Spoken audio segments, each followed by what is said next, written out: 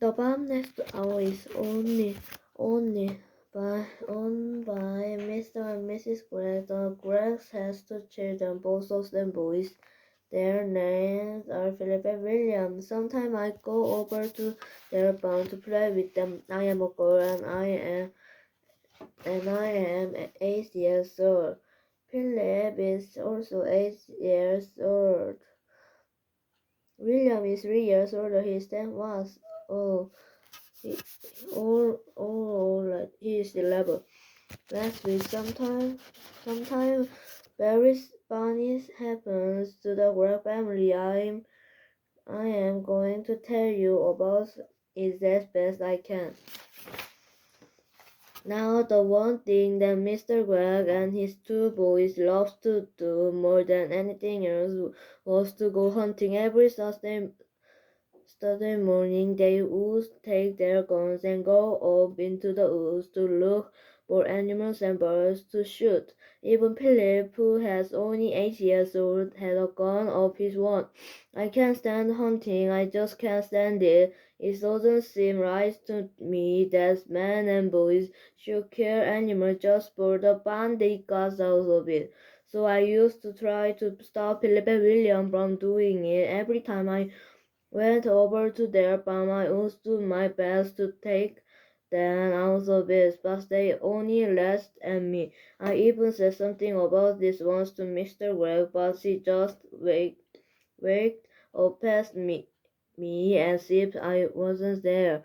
Then one Saturday morning, I saw Philip and William coming out of the woods with their father, and they were carrying a lovely young deer. This made me so cross that I started shouting at them.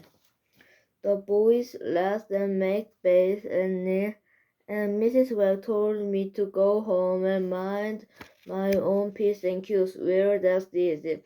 I saw red, and before I was able to stop myself, I did something I never meant to do. I put the magic finger on them all. Oh dear, I even put this on Mrs. Gregg, who wasn't there. I put on the whole Gregg family. For months I have been telling myself that I would never put the magic finger upon anyone again. Now after what happens to my teacher, old Mrs. Winter, poor old Mrs. Winter. One day we were in class and she was teaching us spelling. Stand up, she said to me, and spell cat. That's an easy one, I said. Kat, you are a stupid little girl, Mrs. Winter said. I am not a stupid little girl, I cried. I am a very nice little girl. Go and stand in the corner, Mrs. Winter said. Then I got cross and I saw red, and I put the magic finger on Mrs. Winter, good and strong, and almost at once, guess what? Whiskers began growing out of her base. They were long black whiskers, just like the ones you see on a cat, only much bigger. And how fast they grow! Before we had time to think, they were out to her ear.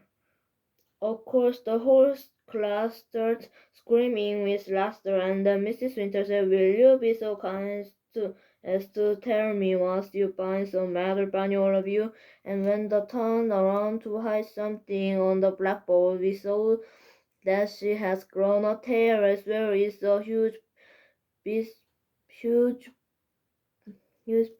there. I cannot begin to tell you what happens after that, but if any of you are wondering whether Mrs. Winter is quite all right again now, the answer is no, and she never will be.